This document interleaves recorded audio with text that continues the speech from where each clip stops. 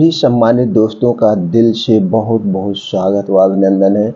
चलिए जानते हैं भगवान महात्मा बुद्ध के कुछ अनमोल विचारों को और उसके बाद जानते हैं स्वास्थ्य से संबंधित कुछ महत्वपूर्ण जानकारी जो हमें स्वस्थ व निरोग रहने में सहायक होगी। सभी दोस्तों से विनम्र निवेदन है कि चैनल को सब्सक्राइब करके हमें भी अपने फैमिली का सदस्य बनाएं और ज़्यादा से ज़्यादा लोगों तक ये महत्वपूर्ण जानकारी शेयर करें। वो भी जानकारी अपनाएं और अपने पूरे परिवार को स्वस्थ व निरोग बनाएं। दोस्तों, हमें प्रोत्साहित करने के लिए कमेंट सेक्शन में ओके, थैंक्स, नमो बुद्धाय या कुछ भी आप लिख सकते हैं। दोस्तों, जो आज भगवान महात्मा बुद्ध का उपदेश है वो है सारा खेल तुम्हारे कर्मों का है। उसके बाद जानते हैं स्वास्थ्य से संबंधित बहुत ही महत्वपूर्ण जानकारी। दोस्तों, हमारा डाइजेशन क्यों खराब होता है, हमारा पेट क्यों फूलता है, गैस क्यों बनती है, इसके क्या कारण है और कुछ 2 उपाय ऐसे जानेंगे जिसे अपना करके आप इसे हमेशा हमेशा के लिए ठीक कर सकते हैं। वो भी आपके आसपास आपके घर में पाए जाते हैं घरेलू उपाय, और घरेलू उपाय सबसे कारगर होती है। दोस्तों, इसका कोई साइड इफेक्ट नहीं होता है। चलिए जानते हैं पहले भगवान महात्मा बुद्ध के अनमोल विचार को, सारा खेल तुम्हारे कर्मों का है। दोस्तों, गौतम बुद्ध एक दिव्य आदर्श थे जिन्होंने मानवता को जीवन के अद्वितीय तत्वों की महत्वपूर्ण शिक्षाएं दी। उनको विचारों ने लोगों को उनके कर्मों के महत्व की दिशा में मार्गदर्शन किया और उन्हें जीवन के सारे खेल को समझने के लिए प्रेरित किया। गौतम बुद्ध के इस उपमा के अर्थ और महत्व को हम इस प्रकार भी समझ सकते हैं। सारा खेल तुम्हारे कर्मों का है। यह उपमा अत्यंत महत्वपूर्ण और गहरा संदेश देती है कि हमारे जीवन के समस्त परिणाम हमारे अपने कर्मों के परिणाम होते हैं। यह खेल शब्द जीवन के आदर्श, संघर्ष और प्रयत्न का प्रतीक है जो हम हमेशा करते हैं। गौतम बुद्ध ने बताया कि सभी प्राणियों के जीवन में दुख और सुख, जन्म और मृत्यु की चक्रव्यूह चलता रहता है। यह संसार अनित्य है और उसमें स्थिति निरंतर बदलती रहती है। इस संसार में आने वाले सभी प्राणियों को उनके कर्मों के अनुसार ही फल मिलता है। यदि हम अच्छे कर्म करेंगे तो हमें अच्छे फल मिलेंगे और यदि हम बुरे कर्म करेंगे तो उसके अनुसार हमें बुरे फल ही मिलेंगे। इस प्रकार हमारे कर्म हमारे जीवन की दिशा और प्रगति को निर्धारित करते हैं। गौतम बुद्ध ने यह भी सिखाया कि कर्म का फल न केवल इस जीवन में मिलता है बल्कि यह आने वाले जन्मों में भी प्रभावित होता है। यदि हमने इस जन्म में अच्छे कर्म किए हैं तो हम आने वाले जन्मों में भी सुखी और समृद्धि पाएंगे। विपरीत यदि हमने इस जीवन में बुरे कर्म किए हैं तो हमें आने वाले जन्मों में दुख और कष्ट का सामना करना पड़ सकता है। गौतम बुद्ध का यह संदेश हमें जीवन के महत्वपूर्ण तत्वों की समझ दिलाता है। हमें अपने कर्मों की प्राथमिकता देनी चाहिए और सही दिशा में काम करने का प्रयास करना चाहिए। हमें बुरे कर्मों से बचने और उन्हें सुधारने का प्रयास करना चाहिए ताकि हम आने वाले जीवन में भी सुख, शांति और समृद्धि प्राप्त कर सकें। गौतम बुद्ध की उपमा सारा खेल तुम्हारे कर्मों का है हमें अपने कर्मों के महत्व की महत्वपूर्ण शिक्षा देती है। हमारे कर्म ही हमारे जीवन की दिशा और प्रगति को निर्धारित करते हैं। हमें सदैव अच्छे कर्म करने का प्रयास करना चाहिए और बुरे कर्मों से बचने का प्रयास करना चाहिए। इस प्रकार हम न केवल इस जीवन में बल्कि आने वाले जन्मों में भी सुख, शांति और समृद्धि का आनंद उठा सकते हैं। गौतम बुद्ध ने अपने उपदेश में एक कहानी के माध्यम से इस बात को समझाने का प्रयास किया कि सब कुछ हमारे कर्मों पर निर्भर होता है। तो चलिए दोस्तों जानते हैं क्या है कहानी के माध्यम से। एक बार की बात है, एक गांव में एक युवक नामकरण के लिए बुद्ध मंदिर गया। मंदिर के पास एक प्रसिद्ध भिक्षु रहता था जिसका नाम धर्मदत्त था। युवक ने भिक्षु से संगोष्ठी करने की इच्छा जताई और उनसे पूछा, भिक्षु जी, क्या आप मेरे नामकरण का शुभारंभ करना चाहेंगे? धर्मदत्त ने मुस्कुराते हुए कहा, बिल्कुल, मैं तुम्हारे नामकरण का शुभारंभ करूंगा, लेकिन मेरे पास एक शर्त है। मैं तुम्हें एक उपदेश दूंगा और तुम्हें उसे पूरे करने में पालना होगा, पूरा पूरा पालन करना होगा। युवक ने खुशी खुशी स्वीकार कर लिया और उपदेश सुनने के लिए बैठ गया। धर्मदत्त ने कहा, यदि तुम अपने कर्मों का संचय अच्छा करोगे तो तुम्हारे जीवन में सुख आएगा, परंतु यदि तुम अपने कर्मों का ध्यान नहीं रखोगे तो दुख ही दुख तुम्हारा साथ देगा। तुम्हारा सारा खेल तुम्हारे कर्मों का होगा। युवक ने उपदेश को सुनकर ध्यान से सोचा और उसने उसे अपने जीवन में अमल में लिया। वह सत्य और न्याय के मार्ग पर चलता रहा और अपने कर्मों का ध्यान रखता रहा। वह किसानों में मेहनत करके अच्छे फल पैदा करता गया। उसके साथी उसे देखकर हैरान रह गए, क्योंकि उनके साथी ने आलस्य और बुरे कर्मों का पालन किया था। उनका प्रतिफल दुख और संकट था। समय बीतते ही युवक ने धीरे धीरे सफलता हासिल की और उसका जीवन खुशियों से भर गया। उसके आसपास की सारी स्थितियां भलाई और समृद्धि से भर गई। इस कहानी से हमें यह सीखने को मिलता है कि हमारे जीवन के परिणाम हमारे कर्मों पर निर्भर होते हैं। अगर हम नेक कर्म करते हैं और सच्चाई के मार्ग पर चलते हैं तो सुख और समृद्धि हमारे पास आती है। विपरीत बुरे कर्मों का पालन करने से हमें दुख ही प्राप्त होता है। चलिए दोस्तों, जानते हैं हमारा पेट गैस एसिडिटी क्यों होती है। जैसे दोस्तों सब लोग जानते हैं, ये कोई बीमारी नहीं है। आयुर्वेद यही कहता है, हमारे जो शरीर में विकार उत्पन्न होते हैं वो टोटल हमारे दिनचर्या पर डिपेंड होते हैं, हमारे प्राकृतिक नियमों पर डिपेंड होते हैं, हमारे खाना खाने के नियमों, पानी पीने के नियमों पर डिपेंड होते हैं, और कुछ हमारी जो शरीर की निष्क्रियता होती है, जैसे ना तो हम योगा करते हैं, ना हम प्राणायाम करते हैं, ना हम एक्सरसाइज करते हैं।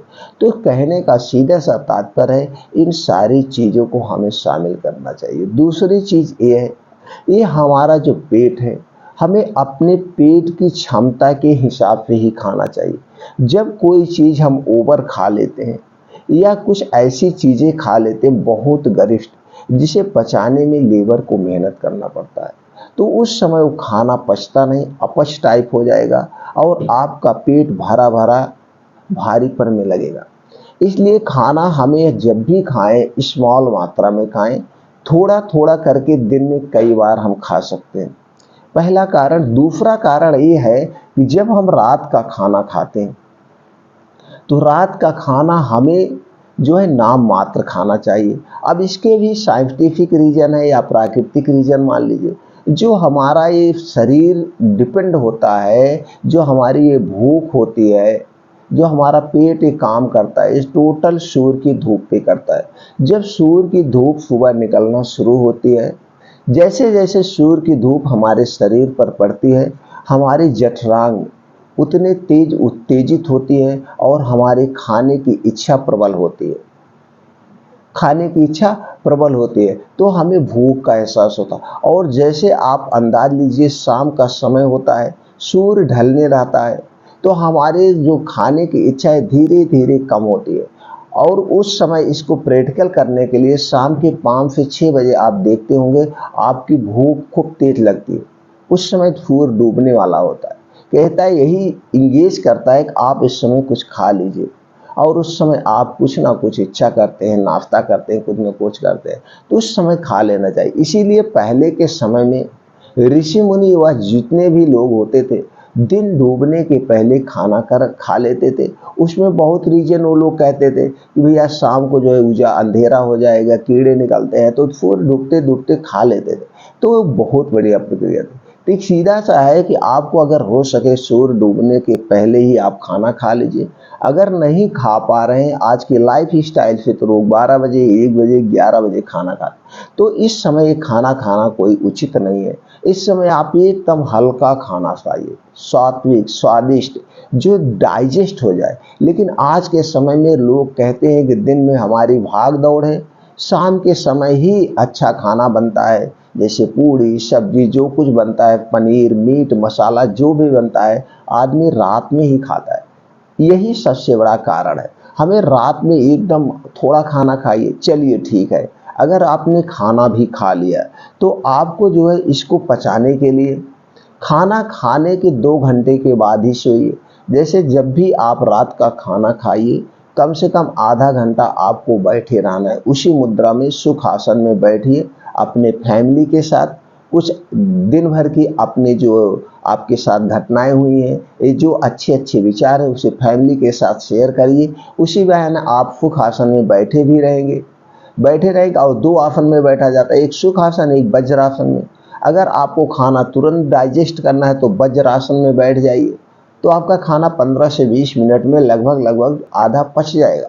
तो आधे घंटे आप बैठे रहिए, फिर आधे घंटे बैठने के बाद आराम से मीठी कदमों में 1000 कदम आप चल दीजिए। यानी कि आधा घंटा आपने बैठ दिया, फिर आपने 1 घंटे चल दिया, 1.5 घंटे हो गया। आधे घंटे अब आप आइए, ब्रश वगैरह करिए, तो 2 घंटे में आपका जो खाना खाएं वो लगभग डाइजेस्ट टाइप हो जाएगा। ये पेट बिल्कुल नहीं फूलेगा। और दूसरा जो सबसे बड़ा रीजन होता है, आपको 2 एक आसन जरूर करना चाहिए, जैसे भुगासन, प्राणायाम, पवन मुक्ता आसन, ये सारी चीजें करना चाहिए। अब आप इसे जान गए। खाना हमेशा भूख से कम खाएं, ज्यादा तली भुनी व गरिष्ठ भोजन से परहेज करें। खाना हमेशा अलथी पलथी मार कर बैठ कर खाएं। जब भी खाना खाएं, खाना जब मुंह में निवाला डाल लें, तुरंत मुंह को बंद कर दीजिए और उसे 32 बार आपको चबाना है। ये हमारे मुंह से लार जो सलाइवा निकलती है, यही खाने को पचाती है। आधा काम हमारा खाने का मुंह ही करता है। और जितने मुंह खाने के साथ लार बनेगी और जितने देर आप इसे चबाएंगे उतने लार बनेगी और यही मुंह पे पच जाएगा। इसका छोटा सा एग्जाम्पल आप समझ लीजिए। जानवर लोग आप देखते हैं खाते हैं, खाने के बाद वो आराम से बैठ जाते हैं, बैठ करके फिर पाघुर करते हैं, उस खाने को पचाते हैं और बगल से देखते होंगे गांजा निकलता है, वही पचा रहे हैं, उनका सलाइवा बन रहा है। अगर वही जानवर पागुर करना बंद कर देता तो हम लोग समझते हैं बीमार हो गया है, परेशान हो गया। तो ऐसे सीधे मेरा भी कनेक्शन होता है। दूसरी चीज उल्टे आप देखिए, जानवर को जब दिन बैठने वाला होता है तो हम लोग क्या करते हैं, उसे सब कुछ चारा खिला देते हैं, भैया शाम होने वाली, चारा डाल दो खा ले। फिर हमें 8-9 बजे उसे नहीं चारा देते, जो कुछ खिलाना होता है हम शाम तक ही खिला देते। लेकिन हमें इंसान ऐसे हैं जो रात भर अगर जगना हो तो रात भर कुछ ना कुछ खाते रहते। तो बीमारी का सीधे से कारण हम आप खुद हैं। तो खाना मुंह बंद करके जब भी खाएं तो चबा चबा के बंद करके मुंह खाएं। कुछ लोग मुंह खोल के खाते हैं, और जब आप मुंह खोल के खाना खाएंगे तो मुंह के साथ ऐसे हवा जाती है और वो जाकर पेट में आपके बन जाती है, पेट फूलता है। तो सीधा से जब मुंह में निवाला डाल लें, मुंह बंद करें और आराम से चबा चबा कर उसे खाना चाहिए। और एक चीज, पेट फूलने का सबसे बड़ा रीजन है, गैस एसिडिटी बनने का सबसे बड़ा रीजन है, खाना खाते समय बिल्कुल भी पानी ना पिए। खाना खाने के 1 घंटे पहले पी सकते हैं, खाना खाने के 2 घंटे के बाद आप पानी पीजिए। अगर ये प्रक्रिया अपना लिए तो आपको पेट कभी नहीं फूलेगा और खाना वो आराम से पच जाएगा। अगर आप खाना खाते समय पानी पीते तो खाना क्या होता है, सड़ जाता है, पचता नहीं है, सड़ जाता है। तो दोस्तों ये हो गया। और खाने के साथ कभी भी फल और सलाद का सेवन मत करिए। कभी भी फलाद और फल का कभी भी सेवन मत करिए। खाना खाने के 3 घंटे के बाद ही, 4 घंटे के बाद ही सलाद या फल का सेवन किया जा सकता है, क्योंकि जो आपने खाना खाया है पूर्ण रूप से पच जाए, डाइजेस्ट हो जाए। और इसे पूर्ण रूप से पचने और डाइजेस्ट होने में 3 से 4 घंटे का समय लगता है, 3 से 4 घंटे। और जब भी आप दाल खाएं तो उसमें देसी घी डालें, देसी घी गाँव का, और हींग का छौंका जरूर दें। देसी घी और हींग दाल में जरूर होनी चाहिए।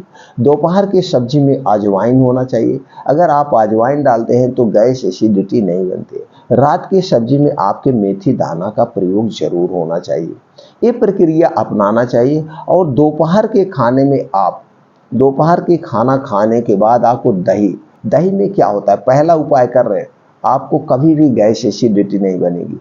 अब दोपहर की दही में आप जरूर हो, खाने में दही कौन सी हो, ये मार्केट की नहीं, पैकेट की नहीं, ये दही खुद आप जमाइए, मिट्टी के बर्तन में जमाइए। और जब दही को खाना, कांच के बर्तन में ही खाना, क्योंकि दही में लैक्टोबैसिलस पाया जाता है और इस दही खट्टी होती है, विटामिन सी प्रचुर मात्रा में होती है।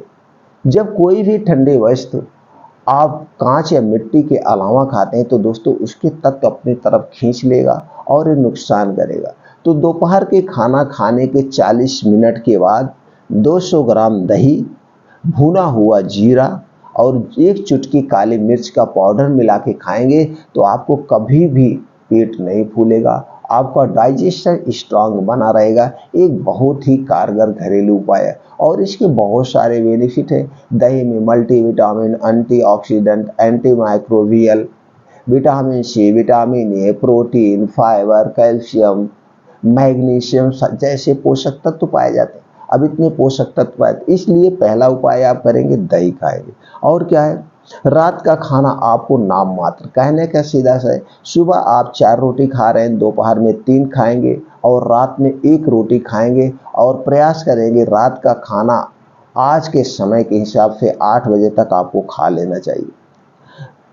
रात का खाना खाने के बाद 40 मिनट तक आप सुखासन में भी बैठ सकते हैं, वज्रासन में भी बैठ सकते हैं और चलना है। रात के खाने में आपको क्या लेना है, आपने पहला उपाय कर लिया चूड़। अब आपको अगर पेट फूल रहा है तो पेट फूलना तो इतना ही बंद हो गया जब नाम मात्र का आप खाना खाएं। तो रात का खाना जब ज़्यादा लोग खाते हैं और तुरंत तो सो जाते हैं, तभी रात में पेट फूलता है। जब रात में पेट फूलता है तो आदमी में दोस्तों 2-3 तरह की बीमारी होती है, जैसे नाइट फॉल, जब आपका खाना ठीक से पचेगा नहीं तो नाइट फॉल की समस्या हो जाती है, गैस एसिडिटी बनती है और सुबह आप उठते हैं तो आलसपन बना रहता है, आपको एकदम शरीर ऐसे अल्फाई सी रहती है।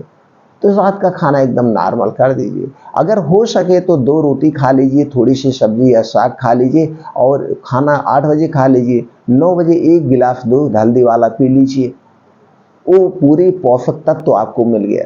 देखिए, खाना ज़्यादा खाने से हमें पोषक तत्व तो नहीं मिलेगा, खाना हमें उतने खाना चाहिए जो मेरा खाना पच जाए, तो वो नुकसान ना करे बस। और उसके बाद आपको एक प्रक्रिया करना है जो गैस को जड़ से, पेट फूलना, गैस, एसिडिटी, अपच सबको जड़ से खत्म कर देगा और आपको भूख बहुत तेज लगेगी। दोस्तों, रात में सोते समय त्रिफला चूड़ आपको मार्केट में मिल जाता है आसानी से। अगर इसे आप घर पर बनाना चाहते तो घर पर बना सकते हैं। इसमें हरड़ होता है, बहेड़ा होता है और आंवला होता है। अनुपात में कितना आप अगर बनाना चाहते हैं तो 1:2:4 का अनुपात होगा। जैसे हरड़ अगर 20 ग्राम है तो बहेड़ा आपका 40 ग्राम होगा, आंवला आपका 80 ग्राम होगा। इसी अनुपात में लेकर के आप इस चूड़ को घर पर आसानी से बना सकते हैं और फिर इसे किसी एयर टाइट कांच के डिब्बे में आप रख लीजिए।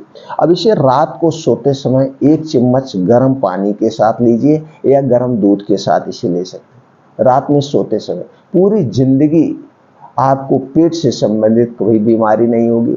यह जो चूड़ है आयुर्वेद का एक अद्भुत रसायन है, ये चूड़ नहीं रसायन है और रसायन को पूरी लाइफ टाइम लिया जा सकता है, इसका कोई साइड इफेक्ट नहीं होता है। तो दोस्तों, इस प्रक्रिया को अपना करके आप अपने जो पेट फूल रही है, गैस हो रही है, एसिडिटी, अब ये चूड़ है दोस्तों तीनों दोषों को नाश करता है। 3 दोष कौन से होते हैं, आपके शरीर में 3 दोष पाए जाते हैं, वात दोष, पित्त दोष और कफ दोष।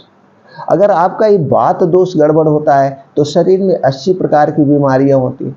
पित्त दोष गड़बड़ तो होता है, शरीर में 15 प्रकार की बीमारियां होती है। और जब आपका कफ दोष गड़बड़ होता है तो शरीर में 5% बीमारियां होती है, यानी कि 100% बीमारियां इन तीनों दोष के गड़बड़ होने से होता है। तो वात दोष सुबह के खाने पे डिपेंड करता है, पित्त दोष दोपहर के खाने पर डिपेंड करता है और कफ दोष रात को खाने पर डिपेंड करता है। तो दोस्तों, ये त्रिफला चूर्ण तीनों दोषों का नाश करता है और इसके साथ साथ इसमें multivitamin, antioxidant, anti microbial, anti inflammatory, vitamin C, vitamin A, calcium, protein, fibre, इसमें बहुत सारे तत्व पाए जाते हैं जो आपके डेली नीड के रिक्वायरमेंट के हिसाब से उसकी पूर्ति करते हैं। तो इसलिए त्रिफला चूर्ण रोज रात में आप लीजिए सोते समय। बस इतना एक बात का याद रखना है, त्रिफला चूर्ण जब लीजिएगा गर्म पानी या गर्म दूध के साथ ले सकते हैं। इसको खाने के बाद आपको कुछ भी खाना नहीं है। जैसे आपने 8 बजे खाना खाया है, इसे 9 बजे खाना है। 9 बजे के बाद आपको 10 बजे सोना है तो बीच में आपको कुछ नहीं लेना है, इस बात का ध्यान रखिए। और सुबह आपका पेट साफ होगा, गैस, कब्ज, एसिडिटी घर पर ठीक कर सकते। पहला नियम हो गया त्रिफला चूर्ण अपना लीजिए। दूसरा है अपने खाने में आप दोपहर के खाने में दही खाइए। दही सिर्फ और सिर्फ दोपहर में खाई जाती है। दही जब भी खाइएगा उसमें भुना हुआ जीरा डाल दीजिएगा और एक चुटकी काली मिर्च, तो उसकी शक्ति दोगुनी हो जाएगी। नहीं तो आपको दही और गुड़ खा सकते हैं, ये डाइजेशन के लिए बहुत बेटर है। तो दोस्तों इस प्रक्रिया को अपनाकर आप अपने पेट फूलने की, गैस, एसिडिटी, कब्ज को हमेशा हमेशा के लिए दूर कर सकते हैं। तो मित्रों ये जानकारी ज़्यादा से ज़्यादा लोगों तक फैलाइए, सब लोग अपनी इस समस्या से निजात पा जाएं, अपने घर पर ही अपना इलाज कर लें। एलोपैथिक दवा लेने की ज़रूरत नहीं पड़ेगी। एलोपैथिक दवा लेते हैं तो उन्हें इसका बहुत सारा साइड इफेक्ट होता है।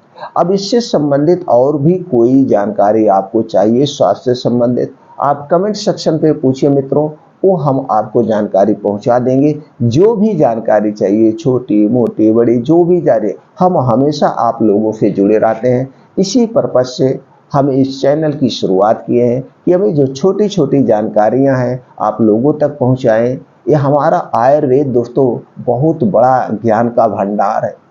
इसके अंदर बहुत ऐसे रहस्य छुपे हैं जिसे हम अपना करके अपने स्वास्थ्य को निरोग बना, अपने शरीर को निरोग बना सकते हैं, अपने पूरे परिवार को निरोग बना सकते हैं। मैं तो सभी मित्रों से यही कहूँगा कि सब लोग इतनी जानकारी अपना लो, पूरा परिवार का इलाज आप घर पे बैठ के करो, सब लोग, और कर सकते हो, कोई साइड इफेक्ट नहीं मित्रों। पहले के तो दादा दादी परदादा यही करते थे, वो डॉक्टर के पास, वैद्य के पास बहुत कम जाते थे, सब पहले अपने नुस्खे अपना लेते थे। कुछ बातें आज भी हमको याद है, कभी बुखार होता था, जुकाम होता था, कभी एक पाया जाता था खेतों में गोम कहते थे, उसका, नीम का, नीम के सीके का, काली मिर्च की, तुलसी पत्ती का सब छौंका पीते थे, तल्फा पीते थे। यही सबसे हम लोगों का फीवर ठीक हो जाता था। और आज हम लोग क्या, जरा से सर दर्द नहीं हुआ मेडिकल स्टोर पे पहुंच गए, भैया एक सर दर्द की दवा दे दो, सर दर्द की दवा खा रहे हैं, और वो तो सर दर्द तो बंद नहीं होगा, ऊपर से हमें और बीमारियां हो जाएगी, पेट से संबंधित बीमारियां। कभी कभी आप कहते हुए सुने, भैया उनके पेट में घाव हो गया, उन्होंने दर्द की गोली खाए थे, उनके पेट में घाव हो गया। तो दोस्तों इसके बहुत सारे साइड इफेक्ट, और जबकि सर दर्द कोई बीमारी नहीं है, इस सर दर्द बीमारी का कारण है। तो ऐसे हमारे पास बहुत सारे विचार हैं दोस्तों, अगर हम शेयर करते हैं तो वीडियो लंबी हो जाती है। चलिए मित्रों, कोई भी जानकारी चाहिए आप हमसे जुड़े रहिए, हमसे पूछिए, वो जानकारी हम आपको पहुंचा देंगे। फिर मिलते हैं अगले वीडियो में और इसी ही महत्वपूर्ण जानकारी के साथ। तब तक आप अपने परिवार के साथ खुश रहिए और पूरे परिवार को खुश रखिए।